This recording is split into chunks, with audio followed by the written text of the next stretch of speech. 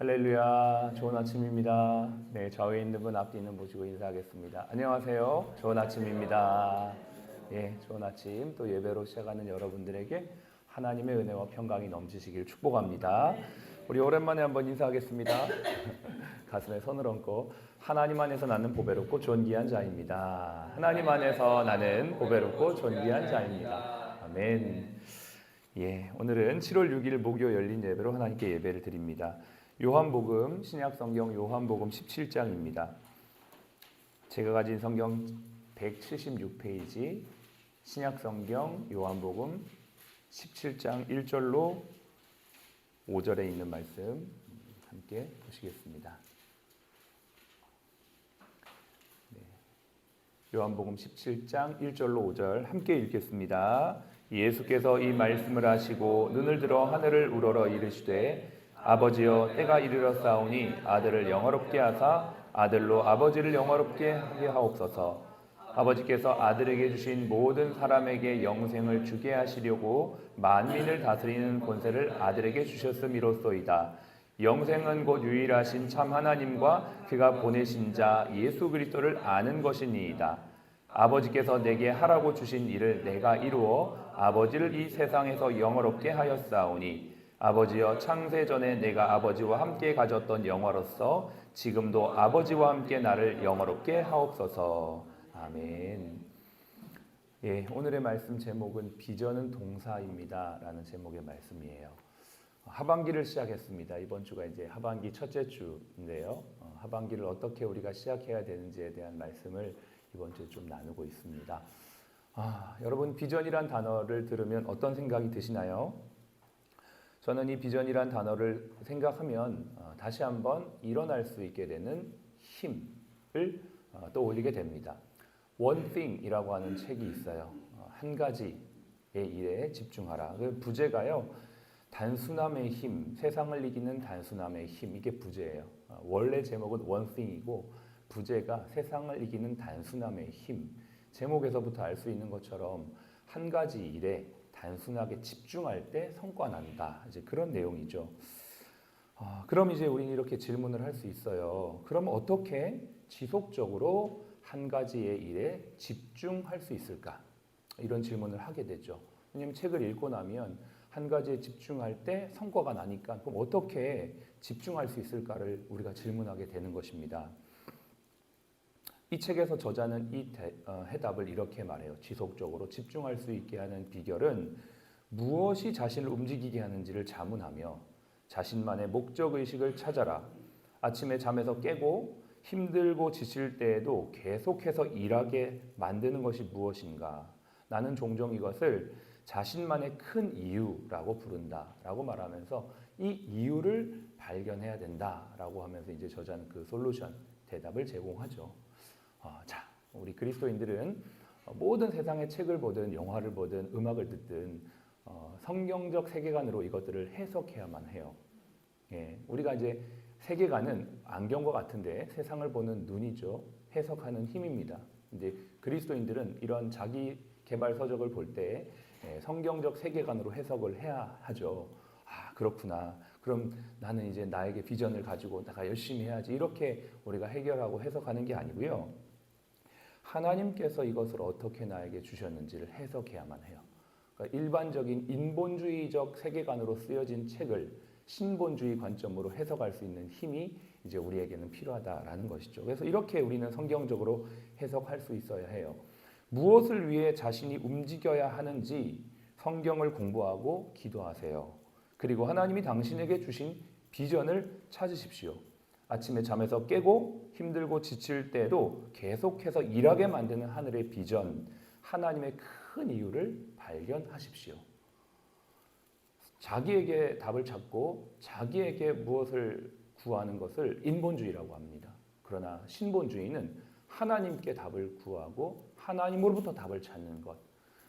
세상에서 말하는 비전과 성경이 말하는 비전의 차이는 바로 여기에 있습니다. 세상의 비전은 오롯이 나 중심이에요. 내 꿈, 내 비전, 내 목적, 나의 즐거움. 세상이 점점 그런 방향으로 가고 있지 않습니까? 나의 즐거움, 나의 쾌락. 그러나 성경은 그렇게 말하지 않습니다. 무엇을 하든지 하나님의 영광을 위해 하라. 이게 바로 하나님이 우리에게 주신 삶의 방향이고 비전이다라는 것이죠. 비전이 분명할수록 행동과 결정은 단순해요. 맞죠? 일반적인 책에서도 그렇게 말합니다. 근데 이 비전이 어디서부터 왔는가가 더 중요한 겁니다.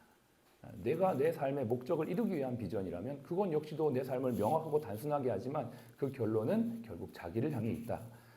저는 2016년도에 지금으로부터 7년 전에 제 삶의 비전을 확립했습니다. 물론 제가 하나님으로부터 부름받고 사역을 해야겠다. 평생 내 삶을 주님께 드려야겠다라고 하는 그 20대 후반에 큰 그림의 비전을 발견했지만 제 비전은 계속적으로 구체화되어 가면서 지금으로부터 7년 전에 나는 정말 이런 삶을 살아야겠다라고 확립했던 것이 뭐냐면 빛을 전하는 사람입니다. 제 삶의 비전은 빛을 전하는 사람이에요. 빛은 누구냐면 바로 예수 그리스도이고 그 빛 대신 주님을 전한다는 건 동사입니다. 내가 계속 움직이겠다라는 의미를 포함하고 있는 것이죠. 그 비전을 따라 지금까지 걸어왔습니다. 공부하고 또 전하고 부대끼며 교회를 개척하고 또 사람들에게 이 예수 그리스도를 전하기 위해 달려오면서 지금까지 왔어요. 지금 제가 있는 이 자리에서 수많은 사람들에게 복음을 증거하며 만나며 빛 대신 예수 그리스도를 전하면서 하나님이 저에게 주셨던 그 비전들이 이루어져 가고 있는 것들을 봅니다. 어저께는 삼병동에서 한 분을 만났습니다. 정말 극적인 만남이었는데요. 어저께 이 본관에 있는 건물 라운딩을 끝내고 오후에 어떤 일정이 있어가지고 일정을 하고 그리고 이제 시간이 좀 빠듯해서 먼저 전사님께 삼병동 가서 라운딩을 좀 하고 계시라라고 말씀한 다음에 일정 마치고 곧장 따라갔었습니다. 그 시간이 많이 타이트했기 때문에 그냥 전사님께 삼병동을 좀 맡아달라고만 얘기해도 되는데 그날은 이상하게 가고 싶은 마음이 드는 거예요. 가야겠다라는 마음이 들었습니다. 그래서 일을 빨리 끝내고 불이 나게 갔어요. 그리고 같이 전사님과 라운딩을 하는데 한 환자분을 만났습니다. 근데 그분이 만나자마자 눈물을 흘리시는 거예요. 그래서 너무 아프신가 보다. 이야기를 나눠보니까 항암을 이제 내일부터 어제 시점이죠. 오늘부터 이제 받기 위해 오늘 퇴원하시고 아산으로 가시는데 이제 암 수술을 하신 이후에 항암이 이제 들어가니까 마음적으로 심적으로 많이 힘들어서 그러신가 보다 했는데 웬걸요? 전혀 그런 것 때문에 운 게 아니고 내가 오늘 아침에 기도했던 기도가 응답되어서 눈물이 난다는 거예요.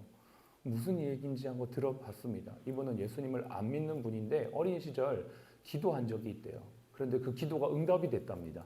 하나님도 안 믿고 교회도 안 나가는 그분이 막연한 하나님을 향해 기도했는데 그 기도가 응답이 되면서 자신의 마음속에 하나님이 정말 계신다라는 확신이 들고 하나님 제가 나중에 지금은 우리 집안이 이런 상황이니까 교회를 나갈 수가 없으니 때가 되면 제가 교회를 나가겠습니다라고 마음에 소원을 하고 결혼을 했는데 마침 남편이 시댁이 기독교 집안이었던 거예요. 그런데 교회의 어떤 이런 그분의 말로는 이런 고백을 합니다. 정말 하나님은 좋은데 교회는 싫다. 하나님은 너무 좋은데 교인들은 부담스럽다. 이런 얘기를 하는 거예요. 종종 그런 분들 만나거든요. 왜 그러세요? 했더니 너무 교회가 막 강요하는 것 같고 막 이렇게 너무 열정적으로 전도하는 게 자기는 부담이 된다. 이제 그러면서 교회를 좀 멀리하게 되었다라고 이야기를 하면서 이 부분에 대해서 고민도 되고 또 자기는 하나님 더 알고 싶은데 답답한 마음도 있고 해서 그날 어저께 기도를 했는데 저를 만났다는 거예요. 그러면서 그 기도의 응답을 자기가 지금 경험하고 있어서 너무 감격스러워서 눈물이 난다 이런 얘기를 하면서 제가 빛 대신 예수 그리스도를 전했습니다. 그리고 그분의 마음속에 예수 그리스도를 심어드리고 함께 기도하고 영접하고 감격의 눈물을 같이 흘렸던 기억이 있습니다. 저는 그걸 보면서 마치 사도 바울의 눈을 열기 위해 아나니아라고 하는 제자를 성령께서 가라고 하셔서 아나니아야 저기 가면 사도 바울이 있으니까 그를 위해 기도해주고 다시 보게 해주어라 이렇게 했던 것처럼 그러한 어떤 장면들이 생각나면서 하나님의 성령께서 우리 가운데 이 병원 가운데 함께하고 계시는구나라는 것들을 느낄 수가 있었습니다. 여러분에게는 어떤 비전이 있습니까? 그 비전이 여러분의 삶을 지금도 인도하고 있습니까? 여러분은 후세에 어떤 사람으로 기억되시기를 원하십니까? 또 이곳을 어떤 곳으로 변화시키기를 원하십니까? 안타깝게도요, 많은 사람들이 진정한 비전을 갖고 살고 있지 않는 것 같아요. 자신의 궁극적인 사명이 무엇인지, 내가 가고 있는 목적지가 어디인지 모른 채 열심히 살고 있지만 그것을 모르고 간다면 우리는 절대 그곳에 도달할 수가 없습니다. 비전이 하나님이 나에게 주신 삶의 목적과 같아요. 이것이 없이 산다는 것은 목적지 없는 항해를 하는 것과 같다라는 것이에요. 그래서 비전은 명사가 아니라 동사입니다. 비전은 계획적인 삶을 산다는 겁니다. 그러나 내 계획보다 성령의 이끄심에 순종하며 사는 것이 바로 비전입니다.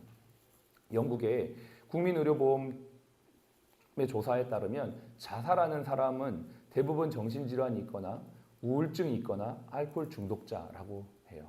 자살은 자신을 무가치한 존재라고 생각하게 만드는 무력감과 관련이 있어요. 희망, 가치, 의식, 비전, 목적의식의 부재가 자살의 가장 큰 원인이라고 합니다. 여러분 혹시 내가 육체적으로는 생명을 얻고 있지만 내 영적인 죽음의 상태에 이른 분들은 혹시 없습니까? 여러분이 후반기를 시작하면서 여러분의 마음속에는 무엇이 여러분의 영혼을 가슴 뛰게 하는 그 비전, 그것을 가지고 있으신지요? 오스트리아의 실존주의 심리 철학자인 빅터 프랭클리 이런 요법을 발견했어요. 실존 분석적 정신요법, 의미치료. 이 사람은요, 나치 시대에 굉장히 고통을 받고 수용소에서 몇 년 동안 갇혀서 죽음의 문턱까지 갔던 사람입니다. 그런데 탈옥해서 그의 삶의 모든 문제, 모든 공포, 모든 어려움들을 이겨내고 자신의 정신요법, 의미치료를 발견했습니다. 온갖 잔혹 행위를 당하면서도 치열한 삶에 대한 열정을 포기하지 않았던 그의 그 원동력은 바로 삶의 목적을 가지고 있었기 때문이에요. 아무리 어떤 문제가 어렵고 힘들고 답답해도 삶의 목적이 분명하다면 그 삶은 계속적으로 이루어질 수 있다라는 것입니다.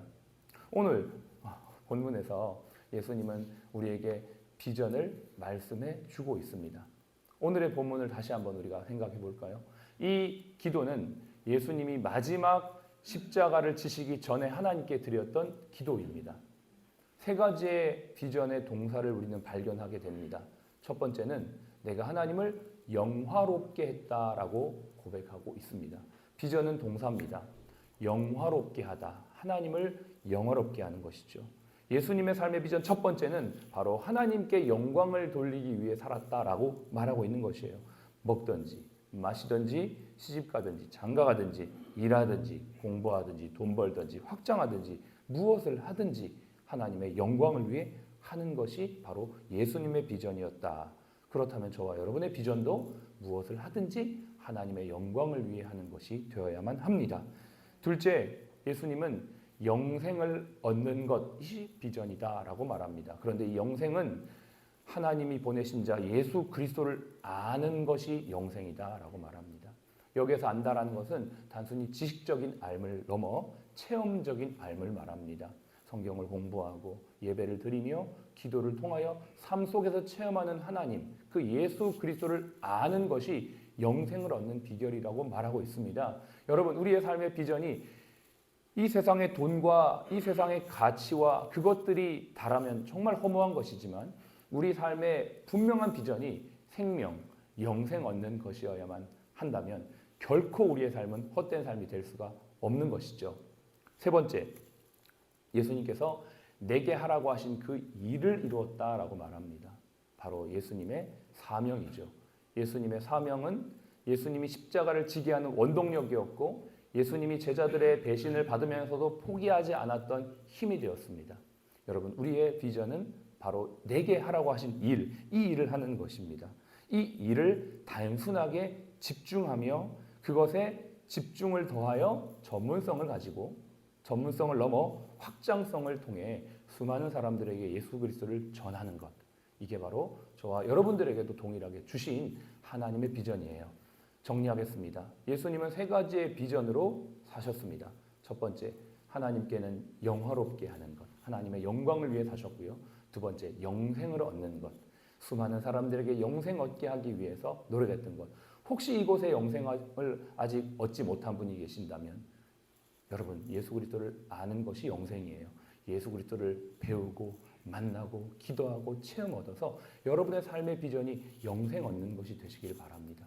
세 번째, 하나님께서 우리에게 주신 일, 이 병원에서 나에게 주신 그 일에 집중하고 성과 내어서 그 성과를 통해 확장성을 가지고 수많은 사람들에게 선한 영향력을 끼치는 사람이 되는 것, 이 비전을 가지고 후반기에도 승리하는 저와 여러분의 삶이 되시기를 주의 이름으로 축복합니다. 기도하겠습니다. 하나님 우리에게 주신 비전을 가지고 후반기를 시작합니다. 이 비전으로 승리하는 우리 모든 사랑 플러스 가족들이 되게 하여 주시옵소서. 기도하겠습니다.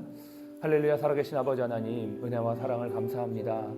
하나님 우리에게 주신 이 비전과 사명을 잃지 아니하도록 흔들리지 않는 마음과 확신으로 승리하는 우리 모든 사랑 플러스 가족들이 될 수 있도록 인도하여 주시옵소서. 아버지 하나님, 수많은 사람들이 아버지 하나님 지속적으로 어떻게 살아가야 될지를 고민하며 나아갑니다. 아버지 하나님, 이제 우리 모두가 아버지 정말 주님의 뜻 안에서 하나님의 영광을 바라보며 또 영생 얻게 하시는 예수 그리스도를 만나며 예수 그리스도를 아는 지혜와 지식 가운데 자라가는 저희 모두가 될 수 있도록 힘과 능력을 더하여 주시옵소서. 주님 신 은혜 안에서 오늘도 우리 모든 사랑 플러스 가족들 축복하시고 힘주시고 주님 만나며 영생의 소망 가운데 승리하게 하시고 또 아버지 우리 병원에서 하는 모든 일들이 아버지 영생이신 예수 그리스도를 전하는 일에 아버지가 집중하는 귀한 복된 하루가 되게 하여 주시옵소서. 지금은 우리의 생명이요 부활이신 예수 그리스도의 은혜와 아버지 하나님의 극진하신 사랑하심과 성령님의 내주교통 충만 인도하심이 오늘 비전을 품고 후반기를 승리하기 원하는 우리 모든 사랑 플러스 가족 머리 위에 또 모든 환우분들 머리 위에 지금부터 영원까지 함께 하시기를 예수님의 이름으로 축복하며 기도합니다. 아멘.